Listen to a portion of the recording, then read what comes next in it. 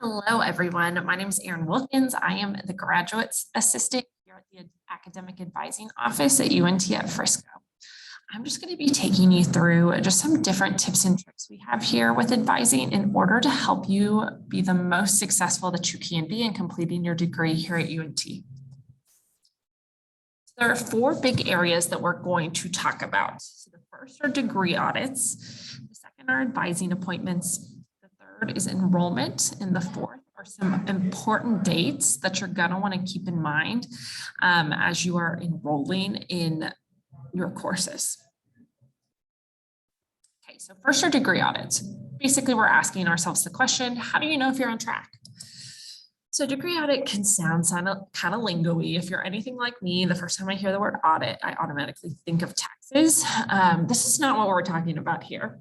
So degree audit is just going through all of the credits that you already have, and it's just applying it to your degree plan to see what class you need to take next.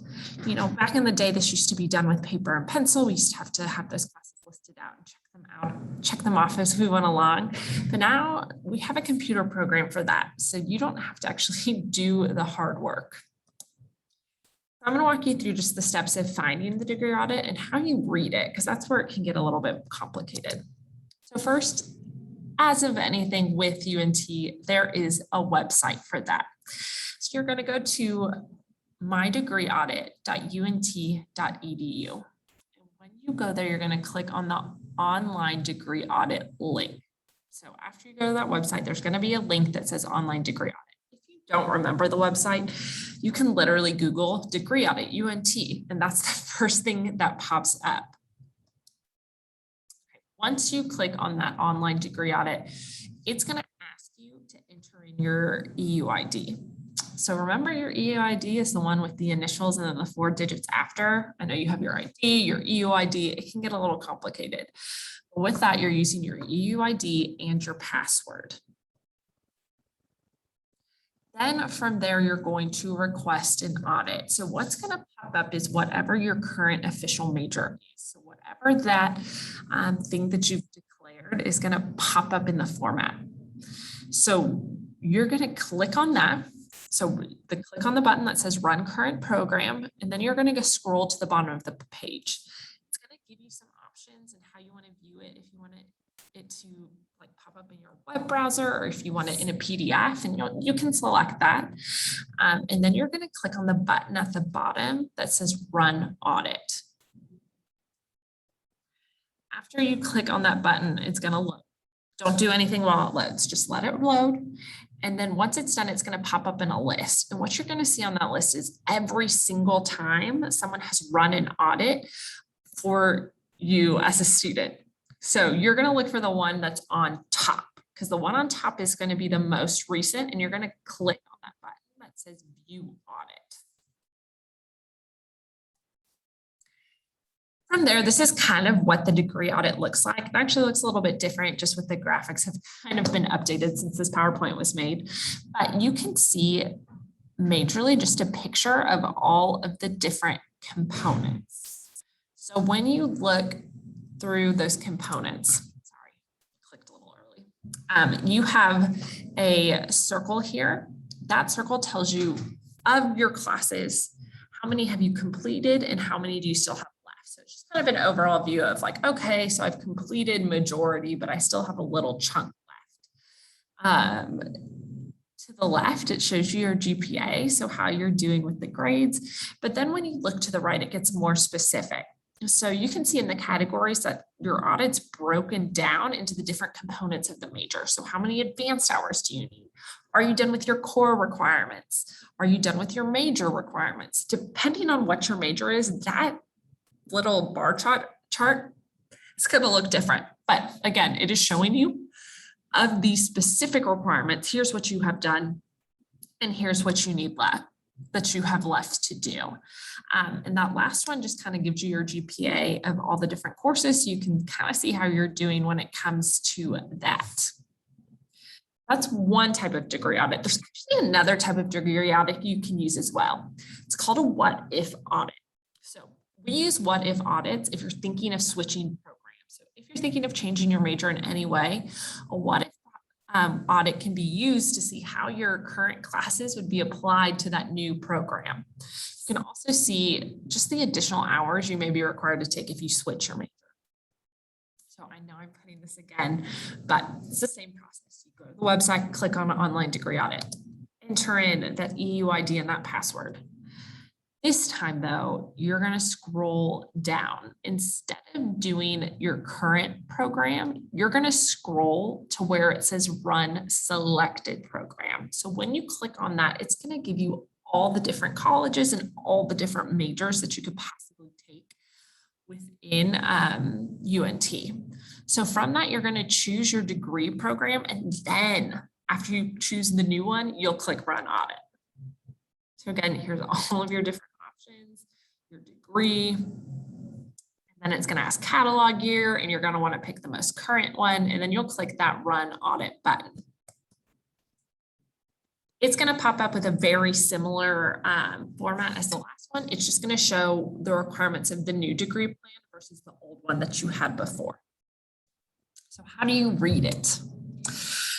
Again, I know we briefly touched up, this is actually what it looks like now. We have our green, our blue, and our red. So our green are your classes that you've completed. Your blues are your ones that you're currently working on, and your reds are the ones that you need to complete. When you look, two things to notice is it lists your UNT GPA and your overall GPA. So your UNT GPA just is your GPA of classes that you've taken at UNT. Your GPA, all courses, is every single class you've ever taken. So if you're transferring in some credits, that gets counted in your total GPA. So you have kind of two options. So it's going to be a giant list that you'll see. Like it's going to be a lot of chunky meat as you start to scroll down. So I've seen kind of two preferences. Some people like to click that open all sections button and just open all the different components. Others like to close all sections because that just kind of helps you see the big picture before you start clicking the tabs. But as you scroll down, the different components that you open are your course categories. So looking here, this is the audit part of the Texas core requirements. You can see all the different core categories and the requirements listed beside them. So like you need 6 hours of English, 3 hours of math, 6 hours of natural science, and those sorts of things. If you click on the little black tab, it's going to list down the classes that you either completed or the classes that you can pick in order to complete that degree requirement. So if you click it down, this is kind of what it looks like. And you can see 3 different examples. So the first with the math shows that the student they've completed a math credit. So that's why they have that green check mark. So the green check mark says it's good. And then underneath it lists the math class that they've taken in order to complete that requirement. The blue says that core component is currently being worked on. So life and physical science, you can see that the student has taken a biology course, which counted, but it's currently taken a biology of science majors course. And so once they're done with that second course, as long as the grade is passing, then that blue is going to change into that green check mark. But again, it shows students what they are currently working on.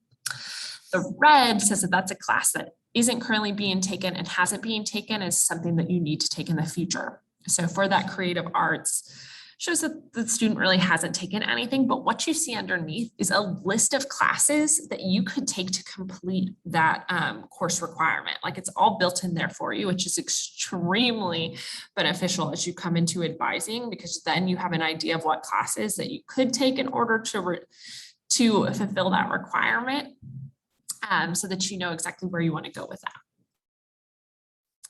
So why do it? Why run an audit? So the first that you might actually be able to answer your own questions. I know sometimes with the number of students that we have, it's not easy always to get in with your advisor. So there might be questions that you have that you can answer on your own. So those questions might be, what happened if I change my major? Like, am I going to be crazy behind? That audit's going to give you kind of a quick picture of what potentially might happen if you choose to switch your major. Your question is, what classes should I take next? Again, by running that audit, you're going to see a list of courses at the bottom of classes that can fulfill your requirements. And so you can explore in the course catalog and kind of choose on your own which ones sound like it's going to fit best. And that question of when will you graduate? Again, you are going to have a good picture of what you still need to complete in order to graduate. So you have an idea of what semester that's probably going to fall under. Also, it is a good check of what you're enrolling in is actually going to benefit your degree and not just be a random class that doesn't apply. We want to make sure that all classes that you're taking are contributing to the degree to make sure that you're able to graduate in the quickest amount of time possible. Okay, so those were audits. Now we're going to go towards appointments. So how do you schedule time to meet with an advisor? So there are two types of appointments that we typically see. So the first is a scheduled appointment and the second is a drop-in. So scheduled appointments are used in order to find a specific time with a specific advisor. Like if you know that advisor who knows you and your program and you want to meet with them and you want to pre-arrange time, then you want a scheduled appointment. So these are really used like if you're talking about big things. So planning your classes for the semester, talking about potentially switching majors, those sorts of deals are going to want to be in that scheduled appointment bucket. Drop-ins are times when you can virtually drop in for a quick chat about something that you're concerned about. So it could just be like an issue with one class or, hey, this all filled up, like, what do I do? Like those drop-in appointments are there for you to get in with any advisor fairly quickly in order to answer those quick questions. So how do you schedule advising appointments? So hopefully you're familiar with the Navigate page. I have the website linked on there. Again, this is just Navigate. This is actually my Navigate home screen. So you can see from here, that big blue button. This is our money ticket. It is schedule an appointment. This is what you're going to want to click on in order to schedule an appointment with the advisor. So down here, there's going to be a whole lot of options with what type of appointment that you're looking for. So we're talking about academic advising appointments. There are other appointments you can make within this Navigate system. But again, we're going to click on advising appointments, and then you're going to find your degree so that it's making sure that you are talking to advisors that have to do with your specific program. And from there, it's going to give you an option to pick a time that is good for you to schedule the appointment. If you want drop-in hours, so drop-in appointments typically happen, it says Monday, that should be corrected to Tuesday. But just Tuesday and Thursday are kind of the days when UNT Frisco is offering those drop-in hours. So during this, and I did not talk about these, but these are virtual drop-in hours that happen over Zoom. So if you go back to the scheduling, schedule an appointment, there actually is an option to the side where you can schedule a drop-in appointment. You just click on that drop-in appointment box, and as long as it's under those drop-in hours, then you should be added to the list automatically to see the next available advisor. And I do recommend, just based on whatever program you're in, to check with that school's specific drop-in hours, because everyone's going to operate under their different schedule. Here at Frisco, we are the new college advisors. So if you are in the new college, you can count on those Tuesday and Thursday drop-in times. If you're not in the new college, like let's say you're an education major or a psychology major, you want to check in with the advisors out of your specific college to see when those drop-in appointment times are, so that you know when the days are when you're going to be able to schedule those appointments. Enrolling. How do you enroll in your courses? So everything with enrollment is going to be on your my.unt.edu. There's a nice big old button that says enrollment. So once you've met with your advisor and kind of planned out what classes that you want to take, this is when you go to register. So you're going to start by searching for those classes. I click on search, I pick the enrollment date. I have 2021 fall here. Obviously, you're going to be looking for 2022 spring. And then you're going to search for your classes. So you can search either by that code that comes in front of the class classes, or if you have like some elective space freed up, or you just know a specific topic that you're looking in, you can search words like management, sports, or exercise, or whatever, and it's going to put every single class that has that word in its description down a list you can kind of browse through. You also are able to kind of modify how you're searching for things. So you can search for all open classes. If you're okay with a wait list, you can search for those as well. The location that you're looking at. So is it main campus? Is it Frisco? Is it online? Those sorts of deals. You can select within the location. You can select the academic, like are you looking for 8-week classes or just a regular academic? What days work for you? What times work for you? There are so many different options when you are searching that can really, really specify and find that perfect fit for you. Pay attention though when you are selecting. So after you search for your course, and remember that your course is like the big overall class, while your session is when that course is offered, what days and times. So when you're going through the sessions, pay particular attention for when that class is meeting. So is it a full semester? Is it 8 weeks? Pay attention to the days and times. What campus they're meeting at. Like, is this a Frisco campus? Is this a Denton campus? Like, there's a lot of options. So you just want to make sure that you are looking at all those different components before you select your courses. So after you select and you click on them, it's gonna go through a process where you review, you make sure that this is right for you. You're double checking this course where it's offered and the times. And then from there, it's going to ask you, do you want to enroll or do you want to add to your shopping cart? So you can either add to your shopping cart, which is going to put it in a place where you can enroll all at once at the end, or you can just go ahead and enroll in the course and submit. After you're done enrolling in that bucket under View My Classes, this is where you can make sure that you have an enrollment calendar that makes sense for you. So if you just want a quick review on what you enrolled in and what it's going to look like, you can do that View My Classes. If you want to make changes, that's also under the enrollment tab. We have the option to drop or swap classes. So if you don't want to do a course, like you're not feeling like you're going to be up to it this semester, then you can go ahead and do that on the My UNT portal. You just click that drop class button and you can drop a class. If you need a new section time, so let's say the section hours that it's being offered is not working for you, then you can swap out the classes. Or if you want to choose a different core class, you don't like your arts component and want to switch to another one, this is the swap classes button can be used to do things like that. So some frequently questions. So what if you have a hold? So if you have a hold, you're not going to be able to enroll in any classes. So I talked about a shopping cart, which is where you, instead of enrolling in a course, you can kind of add them to a queue.